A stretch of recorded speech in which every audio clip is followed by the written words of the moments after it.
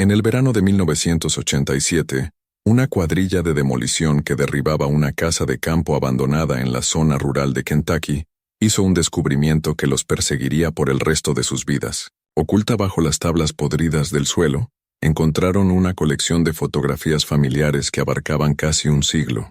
Las imágenes mostraban los mismos rostros, los mismos rasgos que aparecían una y otra vez a lo largo de las generaciones. Pero fue la última fotografía la que hizo que hombres adultos abandonaran el lugar de trabajo y nunca regresaran. El rostro que los miraba ya no parecía del todo humano. Esta es la historia real de la línea de sangre de la familia Blackwood y la pesadilla genética que los consumió desde dentro. El nombre Blackwood apareció por primera vez en los registros del censo del condado de Harlan, Kentucky, en 1842. Jeremiah Blackwood había llegado desde las montañas de Virginia Occidental con su esposa Sarah, buscando tierras aisladas, donde pudieran vivir según sus propias reglas. Cuáles eran esas reglas se haría horriblemente claro en las décadas siguientes. La pareja se estableció en una extensión de 400 acres de tierras bajas, lejos de las miradas curiosas y los chismes del pueblo. En menos de 10 años habían tenido 7 hijos, y fue allí donde aparecieron las primeras señales de advertencia. Registros de la iglesia local, descubiertos recientemente en un sótano dañado por el agua, revelaron que Jeremiah y Sarah Blackwood compartían el mismo abuelo. Esto los convertía en primos segundos, una relación que, aunque legal, ya estaba reduciendo el acervo genético de la familia.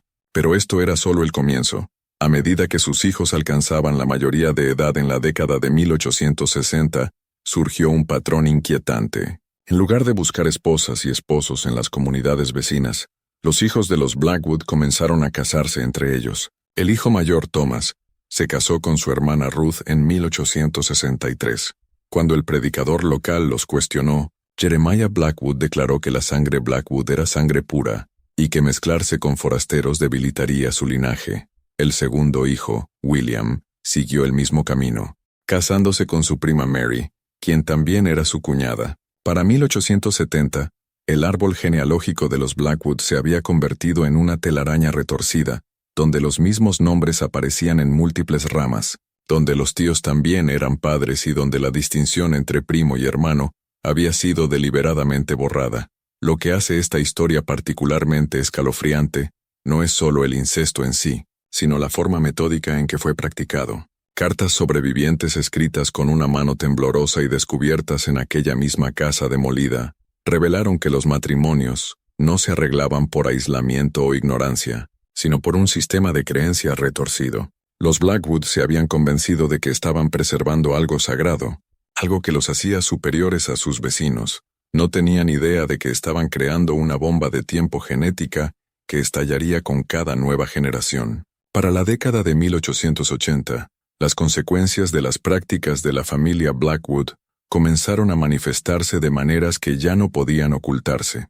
Los registros médicos del condado, amarillentos y quebradizos por el paso del tiempo, documentan una serie de defectos congénitos que aumentaban en gravedad con cada generación. El primer caso registrado fue James Blackwood, nacido en 1878, de padres que eran al mismo tiempo primos hermanos y hermanos. James nació con lo que el médico de la familia describió con delicadeza como graves irregularidades craneales y vivió solo 3 días. Pero James no fue un caso aislado. Entre 1878 y 1895, nacieron 17 niños dentro de la línea de sangre Blackwood. De ellos, solo 8 sobrevivieron hasta cumplir 5 años. Los demás murieron de lo que hoy los expertos médicos reconocen como síntomas clásicos de consanguinidad severa, defectos cardíacos, malformaciones renales y discapacidades intelectuales profundas. Sin embargo, la familia continuó con sus prácticas, convencida de que esas muertes eran pruebas de su fe y no consecuencias de sus decisiones. Los niños que sobrevivieron presentaban sus propios horrores.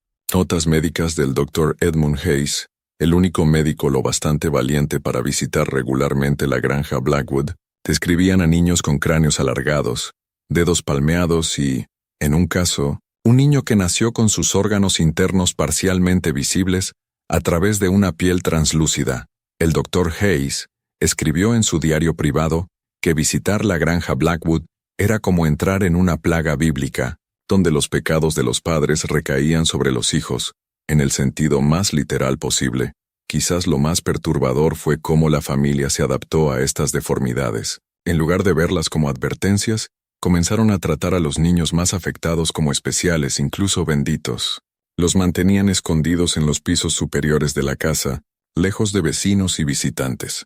El folclore local de la época habla de extraños sonidos provenientes de la propiedad Blackwood por la noche. Sonidos que no eran del todo humanos, pero tampoco del todo animales. La familia había creado su propia y retorcida versión de lo normal, donde lo monstruoso se había vuelto sagrado. Al acercarse el fin del siglo XIX, el aislamiento de la familia Blackwood se volvió casi total. Lo que una vez fue una granja activa con ganado y cultivos, se había degradado hasta parecer una fortaleza medieval. La familia dejó de asistir por completo a los servicios religiosos tras un incidente en 1889, cuando Martha Blackwood llevó a su hijo de 3 años a la iglesia un domingo. Según los testigos, el niño tenía los ojos completamente blancos y una boca que se extendía mucho más allá de las proporciones humanas normales.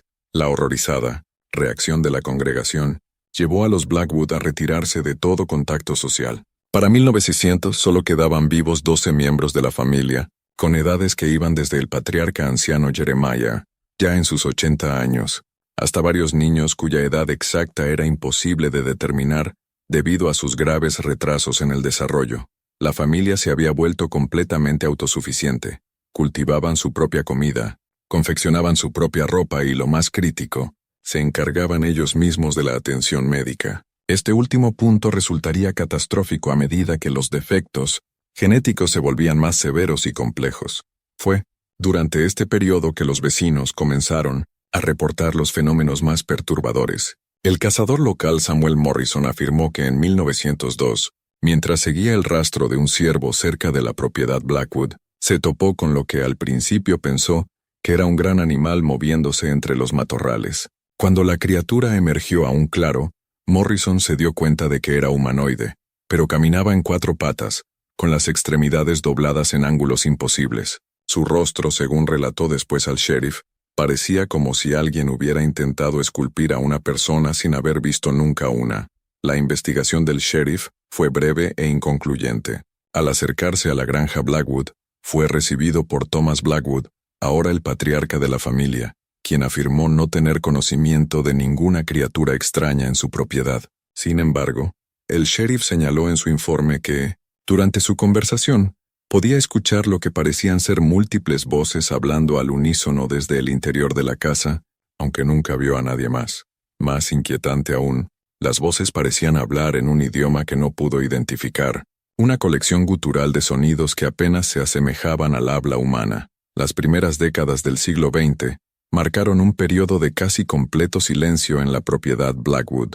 No se registraron nacimientos, no se reportaron muertes, ningún contacto con el mundo exterior en absoluto. Era como si la familia simplemente hubiera desaparecido de la existencia. Sin embargo, los residentes locales sabían que aún estaban allí. El humo seguía elevándose de la chimenea de la casa, y por las noches podían verse luces moviéndose de ventana en ventana, en patrones que sugerían la presencia de múltiples habitantes. No fue hasta 1923, cuando el mundo exterior volvió a tener un atisbo de la pesadilla Blackwood. Un vendedor ambulante llamado Robert Fletcher, buscando refugio durante una violenta tormenta eléctrica, golpeó la puerta de la granja.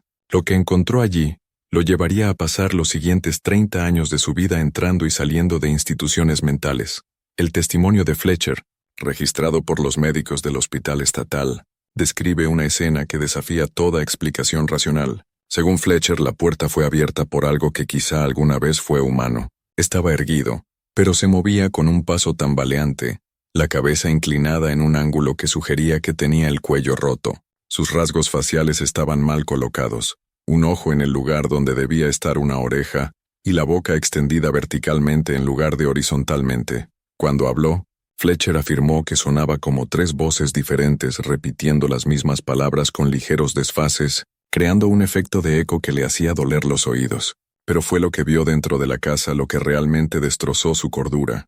El interior había sido modificado para acomodar a habitantes que ya no eran completamente humanos. Los marcos de las puertas habían sido ensanchados y bajados. Los muebles habían desaparecido por completo, y los suelos estaban cubiertos de paja como un corral para animales. Lo más aterrador de todo, según Fletcher, fue que alcanzó a ver al menos 6 figuras moviéndose entre las sombras, pero ninguna se desplazaba como debería hacerlo un ser humano. Algunos reptaban sobre sus vientres como serpientes, otros parecían fluir como líquido de una habitación a otra. Uno, juró, estaba suspendido del techo por lo que parecían ser sus propias extremidades alargadas. El capítulo final de la saga de la familia Blackwood comenzó en 1981, cuando los servicios sociales recibieron una denuncia anónima sobre niños desatendidos en la vieja propiedad Blackwood. Para entonces, la casa original estaba en tal estado de deterioro que apenas se mantenía en pie, sostenida por madera podrida y el peso de décadas de aislamiento. Cuando las autoridades finalmente lograron acceder a la propiedad, descubrieron que la línea familiar había continuado. Aunque lo que encontraron apenas podía llamarse familia. Viviendo en las ruinas había 3 individuos que compartían suficiente material genético para ser simultáneamente hermanos, primos, padres e hijos. El más joven, un varón de unos 20 años, pasaría a conocerse en la literatura médica simplemente como sujeto B, para proteger lo que quedaba de la privacidad de la familia. El sujeto B representaba la culminación de más de un siglo de consanguinidad deliberada, y su condición era tan grave que los oficiales que intervinieron necesitaron meses de terapia psicológica después del hallazgo en los registros médicos del hospital estatal donde el sujeto B fue finalmente internado. Describían rasgos que parecían pertenecer a una especie completamente distinta. Su cráneo se había desarrollado siguiendo líneas que la anatomía humana no suele seguir, creando un perfil alargado en unas zonas y extremadamente comprimido en otras. Sus extremidades habían crecido hasta longitudes desproporcionadas, pero la estructura ósea no podía sostener un movimiento normal, dejándolo incapaz de caminar erguido o manipular objetos de la forma en que lo hacen los humanos. Pero quizás lo más perturbador de todo era el estado cognitivo del sujeto B. Aunque parecía comprender el habla humana y podía responder a órdenes simples, sus propias vocalizaciones consistían únicamente en sonidos que ninguna garganta humana debería ser capaz de producir. Las enfermeras informaron que, cuando intentaba comunicarse, sonaba como si múltiples voces hablaran simultáneamente desde el interior de su cavidad torácica. Algunas afirmaban que a altas horas de la noche podían escucharlo mantener conversaciones consigo mismo, pero con voces que sonaban claramente distintas de sus vocalizaciones diurnas, como si otras personalidades o entidades residieran dentro de su cuerpo, mal formado. El equipo médico asignado para estudiar al sujeto B hizo descubrimientos que desafiaban todo lo que entendían sobre la genética y el desarrollo humano. La doctora Margaret Thornfield, investigadora principal, creyó en un principio que estaban tratando con un caso extremo de consanguinidad, pero los resultados de las pruebas revelaron algo mucho más complejo y aterrador. El ADN del sujeto B mostraba patrones que no deberían existir en la naturaleza, genes que habían sido tan retorcidos y corrompidos a lo largo de generaciones de matrimonios entre primos, que en esencia habían creado nuevas instrucciones para el desarrollo humano. Lo que hacía el caso aún más perturbador fue el hallazgo de material genético adicional, que no podía rastrearse hasta ningún linaje humano conocido.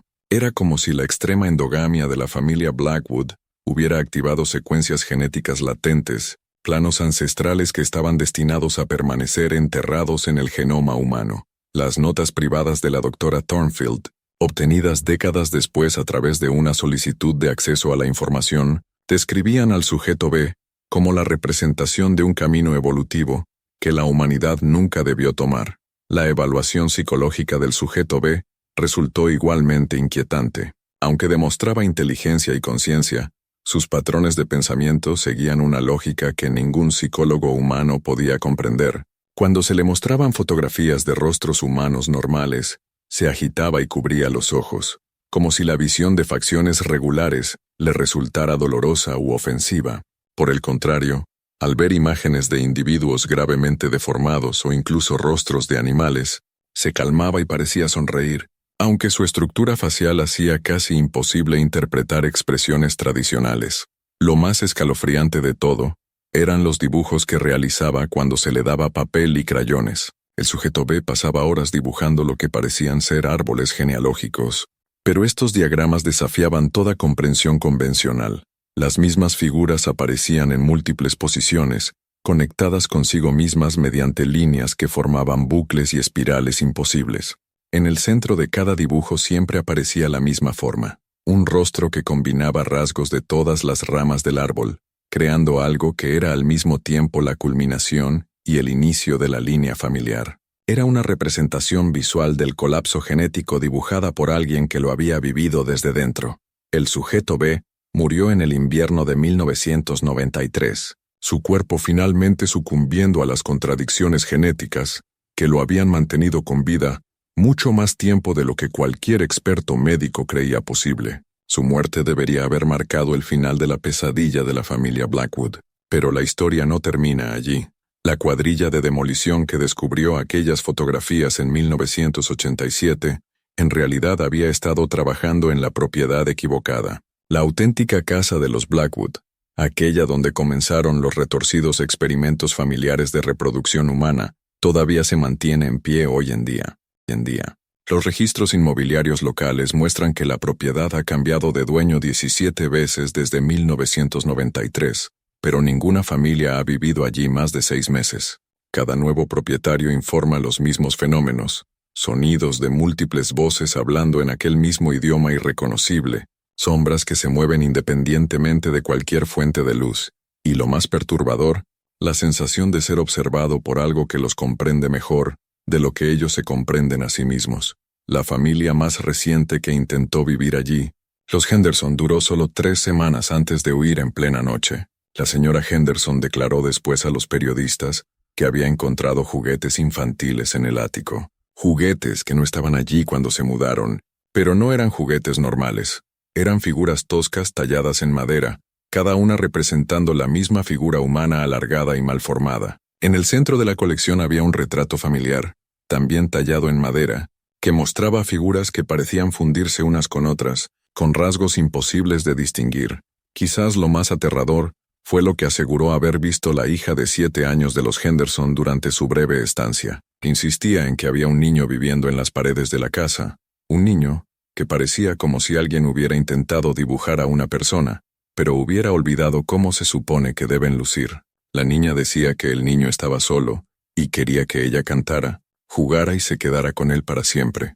Una mañana los Henderson la encontraron en el sótano, manteniendo lo que parecía ser una conversación con el aire vacío, utilizando palabras y sonidos que ningún niño debería saber pronunciar. La propiedad Blackwood permanece vacía hoy en día, un monumento a lo que sucede cuando los seres humanos creen que pueden mejorar la naturaleza a la fuerza y desde la ignorancia. Pero a veces, en las noches silenciosas, cuando el viento atraviesa las colinas de Kentucky, los lugareños afirman que todavía pueden oír voces provenientes de la granja abandonada, voces que hablan al unísono, voces que suenan casi humanas, llamando a cualquiera lo bastante valiente o insensato como para responder. La familia Blackwood puede haberse extinguido, pero su legado vive en las pesadillas genéticas que crearon, en los límites que cruzaron y en las advertencias que dejaron atrás para cualquiera dispuesto a escuchar.